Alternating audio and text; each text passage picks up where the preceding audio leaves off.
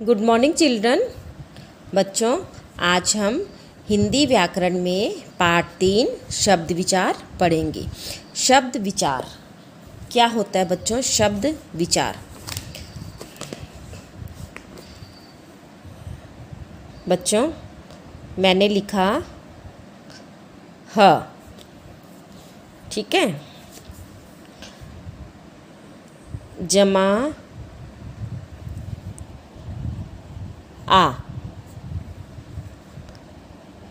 जमा थ, जमा ई। ठीक है बच्चों, ह जमा आ, जमा थ, जमा ई। तो बच्चों ध्यान से देखिए, ह क्या है? ह क्या है बच्चों? ह है वर्ण, ठीक है। ह आ थ ई। पिछले चैप्टर में मैंने आपको समझाया था, ठीक है। क से ज्ञ, अ से अंग तक हमारे क्या आते हैं? वर्ण कहलाते हैं, ठीक है। अक्षर बोलते हैं हम इनको या वर्ण कहते हैं। तो ह आ थ ई ये हमारे वर्ण हैं, ठीक है। इनको हम वर्ण कहते हैं ना। अब हम इन वर्णों को जोड़ते हैं, ठीक है, जोड़ कर लिखेंगे। अभी तो मैंने इनमें जमा करके साइन चिन्ह करके लिखा है, ठीक है। अब इनको इकट्ठा लिखेंगे। इन वर्णों को कैसे लिखेंगे आपको समझाया मैंने। ह जमा आ, है ना। तो आपको पता है बच्चों कि आ क्या है? स्वर, स्वर है ना। तो स्वरों की क्या लगती हैं? मात्राएं लगती हैं, है ना। स्वर को हम ऐसे नहीं लिखते, तो स्वरों की क्या लगती हैं? मात्राएं लगती हैं। तो बड़ा आ का क्या आएगा? एक डंडा, हा, है ना। उसके बाद थ, थ के बाद ई क्या है? स्वर, तो ये भी क्या है? बड़ी ई मात्रा। तो इस पे क्या लगेगा? थ पे बड़ी ई की मात्रा। तो ये क्या बन गया हमारा? पढ़िए, क्या बना? हाथी, ठीक है। क्या बना? हाथी। तो बच्चों ये हाथी क्या बन गया हमारा? एक शब्द, ठीक है। तो ये हमारा क्या बना? शब्द, ठीक है बच्चों। तो इसमें देखिए 1 2 3 4 वर्ण हैं। तो इन वर्णों को जोड़कर क्या बना है? एक शब्द बना, हाथी। तो इसे ही हम क्या कहते हैं? शब्द कहते हैं, ठीक है। देखिए, 2 या 2 से अधिक वर्णों के समूह को शब्द कहते हैं, ठीक है। तो जब हम 2 या 2 से अधिक वर्णों के समूह को इकट्ठा करते हैं तो उसे शब्द कहते हैं। जैसे माला, है ना। तो माला का वर्णों को अलग अलग कीजिए। म हलंत जमा आ जमा ल जमा आ, माला, ठीक है। ऐसे ही लड़का, है ना। ल जमा अ जमा ड जमा अ जमा क जमा आ, लड़का, ठीक है। तो उपरोक्त शब्दों का निर्माण भिन्न भिन्न वर्णों के योग से हुआ है, ठीक है। तो तथा इन शब्दों में अलग अलग भाव या अर्थ निहित है, ठीक है। तो इसमें कौन कौन से वर्ण हैं? जैसे इसमें म है, आ है, ल है और आ है। तो ये सभी क्या है? वर्ण है। तो वर्णों के जोड़ से ही क्या बनते हैं बच्चों? शब्द बनते हैं, ठीक है। समझ आया आप लोगों को? तो शब्द आप कुछ भी बोलते हैं, है ना। आपने कमल बोला, कमल आपका नाम ही है। चलिए मान लीजिए आपका नाम क्या है? सोहन, है ना। तो सोहन में आपने स ह न जोड़े हैं ना वर्ण, और जो मात्राएं हैं उन मात्राओं को जोड़ा है। तो वर्णों को जोड़कर आपने अपना नाम बनाया पूरा सोहन। ऐसे तो नहीं कहेंगे ना कि स जमा ह। देखिए मैं समझाती हूँ आप लोगों को लिख के। सोहन, सो ह न, ठीक है। अब वर्णों को जोड़ा है हमने। स हलंत, ओ की मात्रा ओ जमा ह क्योंकि जिसकी कोई मात्रा नहीं होती बच्चों, उसमें आपको मैंने बताया है होता है, की कोई मात्रा नहीं होती। तो हम ऐसे तो नहीं बोलते ना सोहन को, स जमा ओ जमा ह जमा ऐसे तो नहीं कहते ना। हमने इन वर्णों को जोड़कर क्या बना दिया, एक शब्द बना दिया, सोहन। ठीक है, तो वर्णों के योग को हम क्या कहते हैं, शब्द कहते हैं। आगे देखिए बच्चों, शब्दों के भेद। तो हिंदी भाषा में शब्दों को 4 आधारों पर बांटा गया है। ठीक है, अर्थ के आधार पर, उत्पत्ति के आधार पर, रचना के आधार पर और प्रयोग के आधार पर। तो सबसे पहले हम देखेंगे अर्थ के आधार पर। तो अर्थ के आधार पर शब्दों के 2 प्रकार होता है, सार्थक और निरर्थक। ठीक है, मैं आपको बताती हूँ, पहले लिख के समझाती हूँ। मैंने आपको एक शब्द लिखा बच्चों, अब आप मुझे बताएंगे। ठीक है, यहाँ से ध्यान से देखेंगे, चाय वाय। ठीक है, पानी वानी। ठीक है, अब देखिए, तो बच्चों चाय, चाय बोलने पे हम लोग चाय बोलते हैं, इसका अर्थ निकल रहा है ना। वाय, वाय का कोई अर्थ है? जैसे हम कई बार बोल देते हैं ना चाय वाय, वाय का कोई अर्थ होता है? नहीं होता। पानी, पानी शब्द है, इसका अर्थ है, हाँ पानी का अर्थ होता है। वानी, वानी का कोई अर्थ है? नहीं। ठीक है, तो जिन शब्दों का, तो चाय हमारा आएगा सार्थक शब्द। ठीक है, और वाय है निरर्थक शब्द। ठीक है, पानी भी हमारा क्या है, सार्थक है ना, और वाणी भी क्या है हमारा, निरर्थक। ठीक है, तो जिन शब्दों के अर्थ निकलते हैं, ठीक है, ऐसे शब्द जिनका कोई ना कोई अर्थ अवश्य होता है, सार्थक शब्द कहलाते हैं। ठीक है, जैसे दौड़ना, मानव आदि। और बच्चों दूसरा है निरर्थक, ऐसे शब्द जिनका कोई अर्थ नहीं होता है। ठीक है, निरर्थक शब्द कहलाते हैं, जैसे सानव, चाना, चानी, चोबना आदि। इनका कोई अर्थ है नहीं, इनके कोई अर्थ नहीं निकल रहे। ठीक है, तो इनको हम क्या कहते हैं, निरर्थक शब्द कहते हैं। ठीक है बच्चों, समझ आया आपको? आगे देखिए, तो ये तो हमारे अर्थ के आधार पर शब्दों के भेद थे, सार्थक और निरर्थक। ठीक है, अब हम करेंगे उत्पत्ति के आधार पर। किसके आधार पर बच्चों? उत्पत्ति के आधार पर। तो उत्पत्ति के आधार पर शब्दों के 4 भेद होते हैं। ठीक है, तो पहला होता है तत्सम, तद्भव, दूसरा, तीसरा हमारा देशज, चौथा विदेशी। ठीक है, तो तत्सम शब्द, तत्सम बच्चों, तत्सम, तत्सम शब्द वे होते हैं जो संस्कृत भाषा के वे शब्द जो हिंदी भाषा में मूल रूप से प्रयोग किए जाते हैं, मतलब जिन्हें हम संस्कृत का वैसे ही हिंदी में प्रयोग करते हैं। ठीक है, उसे तत्सम शब्द कहते हैं। जैसे पुष्प, चंद्र, ग्रह बोलते हैं ना हम हिंदी में, पुष्प का हम पर्यायवाची फूल, कुसुम आगे करते हैं। ठीक है, तो हिंदी में हम इनको वैसे ही प्रयोग करते हैं ना, पुष्प, चंद्र, है ना, चंद्र, चंद्रमा, ग्रह, ग्रह मतलब होता है घर, चंद्र मतलब क्या होता है, चंद्रमा। तो हिंदी में भी हम इनको ऐसे ही कहते हैं। ठीक है, तो ये हैं तत्सम शब्द। आगे देखिए। ठीक है, तो बच्चों आपको समझ आया, तत्सम होता है जो संस्कृत भाषा से उसी रूप में हिंदी में प्रयोग में किए जाते हैं, उसे हम कहते हैं तत्सम। तद्भव शब्द, अब तद्भव देखिए।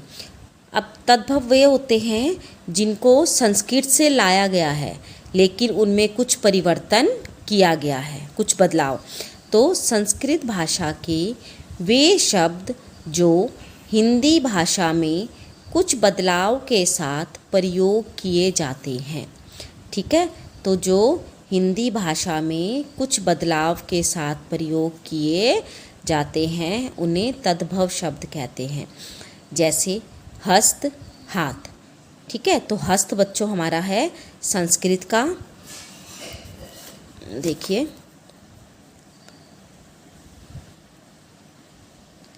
हस्त,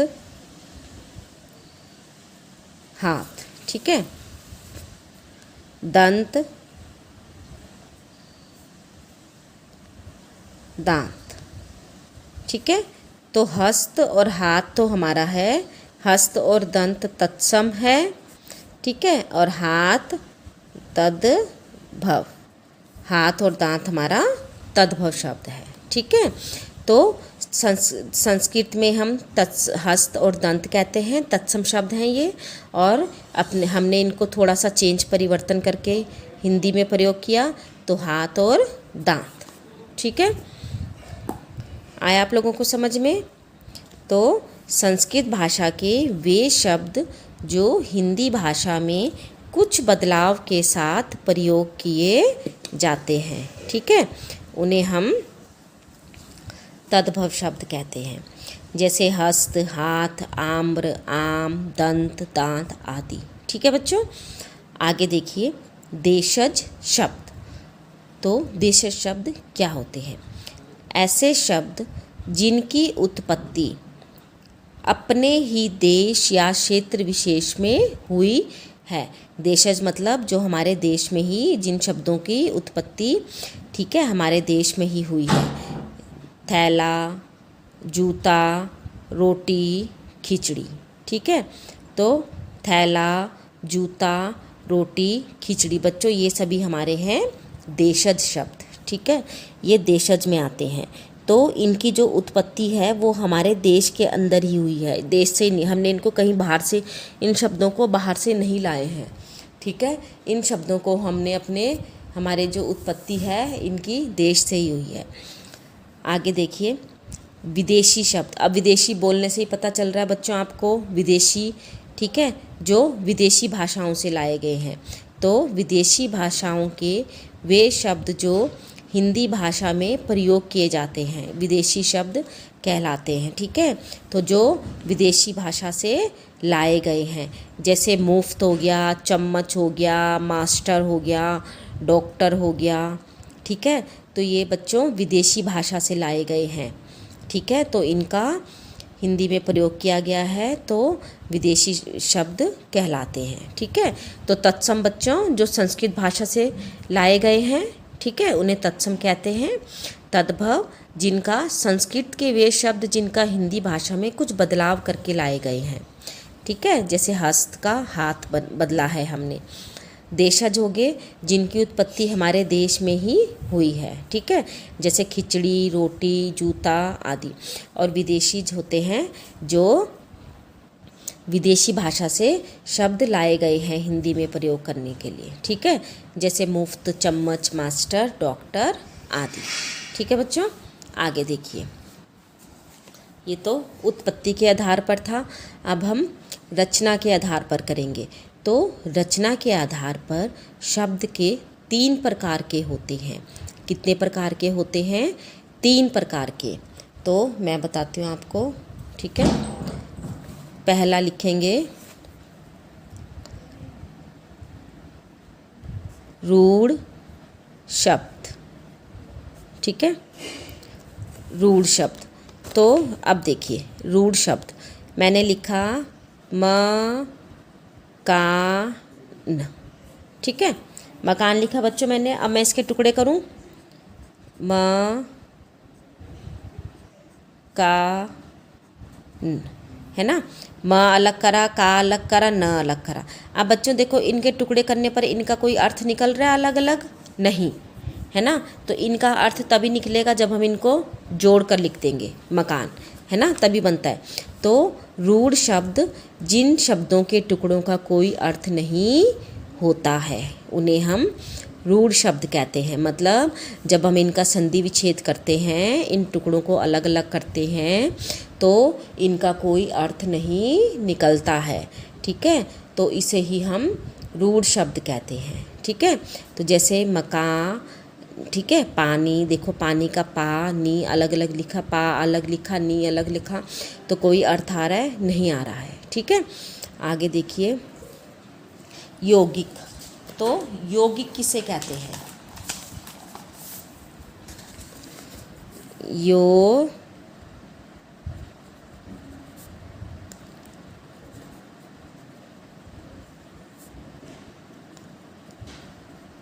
यौगिक शब्द। ठीक है, तो यौगिक शब्द क्या होते हैं? देखिए जैसे लाल, लाल किला, ठीक है, ताज महल। अब देखिए बच्चों, मैं इनको अलग अलग लिखूंगी। लाल जमा किला, ठीक है, ताज जमा महल। ठीक है, तो देखिए लाल का भी अर्थ निकलता है ना, रंग का नाम होता है, किला भी अलग हो गया। अगर इनको हम अलग अलग कर रहे हैं तो दोनों का अलग अलग मतलब निकल रहा है। ताज का भी अर्थ निकल रहा है, महल का भी अर्थ निकल रहा है। ठीक है, तो जो शब्द दो या दो से अधिक शब्दों के योग से बनते हैं और उनमें प्रत्येक शब्द का कोई विशिष्ट अर्थ होता है तो उसे यौगिक शब्द कहते हैं। ठीक है, जैसे लाल किला, ताजमहल, कुतुब मीनार। ठीक है बच्चों, अब देखेंगे योग रूढ़। ठीक है, योग रूढ़। अब देखिए योग रूढ़। योग रूढ़ क्या होता है?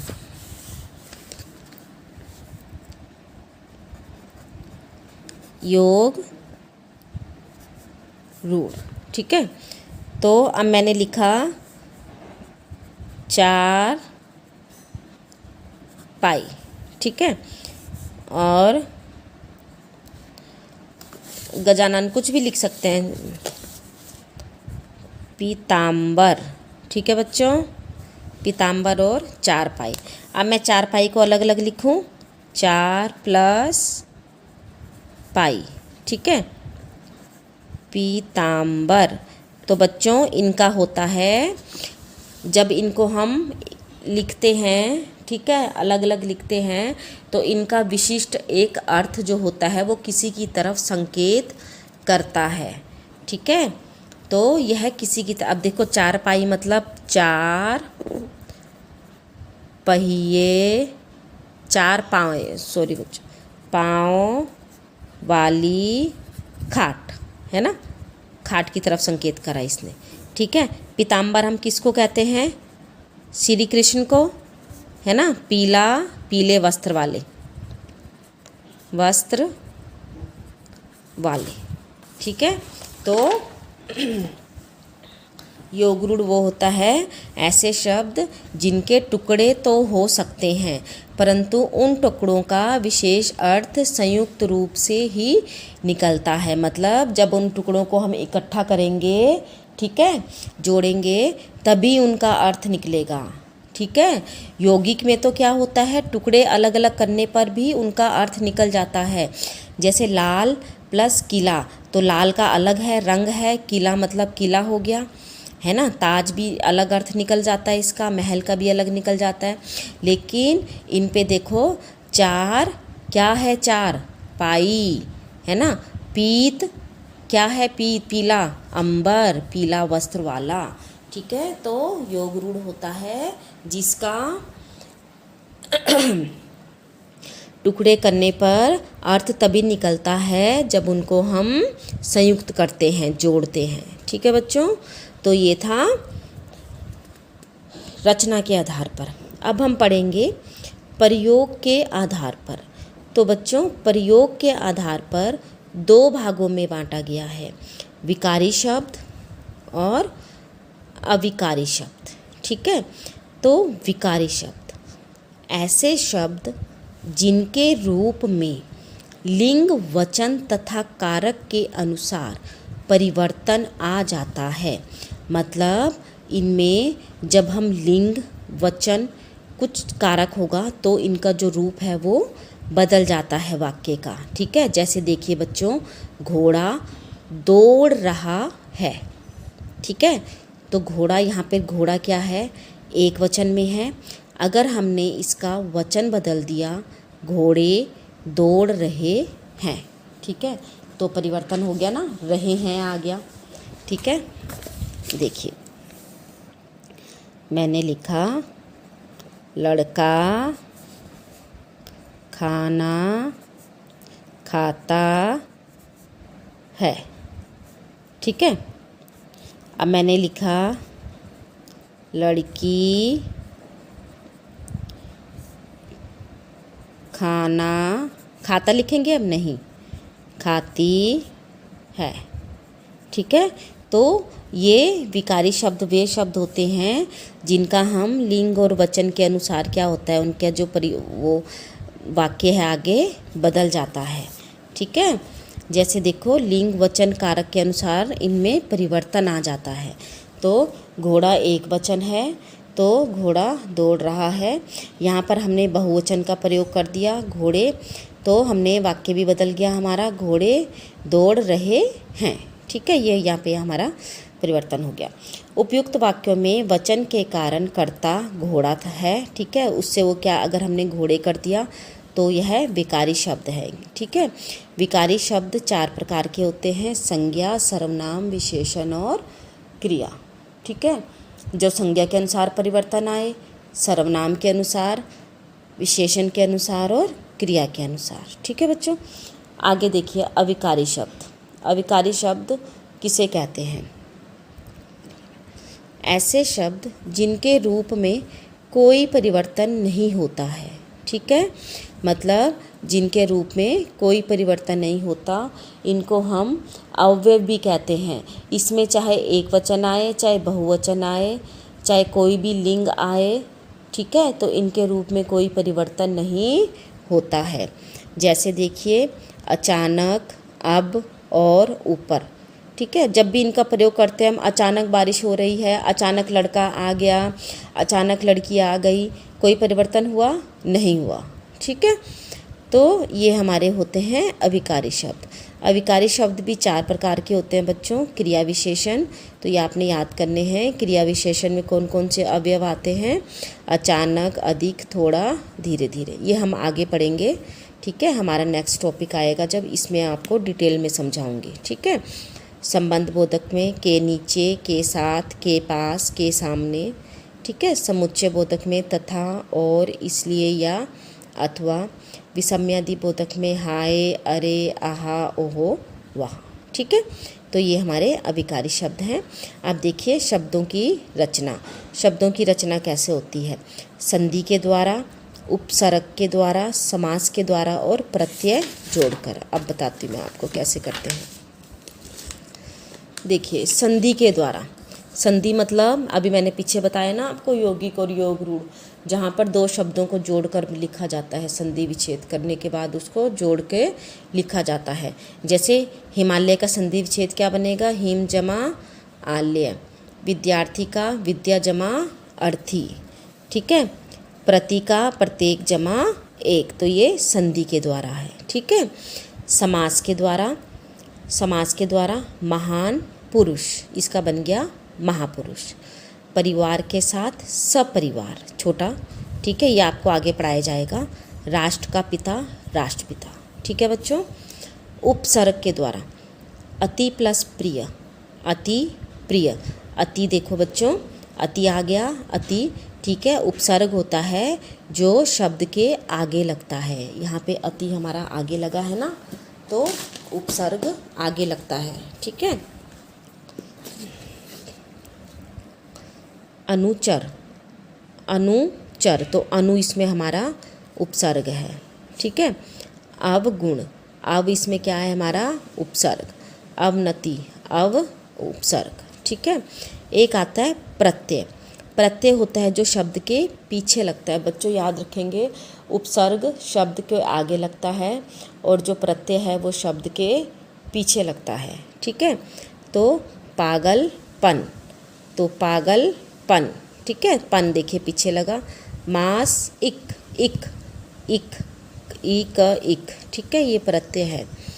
चमकी ई, चमक प्लस ईला, ईला तो चमकीला, ठीक है। करुण प्लस ईश, करुणेश। तो प्रत्यय जो है वो हमारा शब्द के पीछे लगता है, ठीक है। आगे देखिए, तो बच्चों ये हमारा पाठ था, ठीक है। तो शब्द को 4 भागों में आधारों पर बांटा गया है, अर्थ के आधार पर, उत्पत्ति के, रचना के और प्रयोग के आधार पर, ठीक है। अब देखिए वर्कशीट, ये आपको मैंने क्वेश्चन आंसर लिख के दिए हैं, मैं आपको इसके अभ्यास कार्य कराती हूँ, ठीक है बच्चों। देखिए जैसे मैंने ये वर्ण जोड़कर लिखा है, एक एग्जाम्पल मैंने आपको दिया है साइकिल, स जमा अ जमा ई जमा क जमा ई जमा ल जमा अ, साइकिल, ठीक है। ये कैसे बनेगा, ज ज, ठीक है। ल क्या आएगा, ल। अब देखिए ल के साथ क्या है, ए है ना, ए की मात्रा। ब पे कौन सी मात्रा है, बड़ी की, तो ये बन गया हमारा जलेबी, ठीक है। आप लिख करेंगे। आगे देखिए, र पे ओ की मात्रा रो, ट पे की मात्रा रो टी, ठीक है। ग म ल छ पे की मात्रा मछली, ठीक है। म अ ल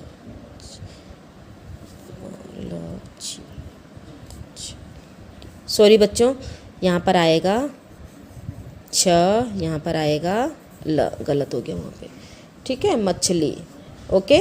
आगे देखिए, सही मात्रा वाला एक ऐसा वर्ण लिखिए जिसके 2 अलग अलग वर्ण बने, ठीक है। अब जैसे देखिए म, यहाँ पे क्या आएगा, का, तो इसका एक का से 2 अलग अलग शब्द बन गए, मकान, दुकान, ठीक है।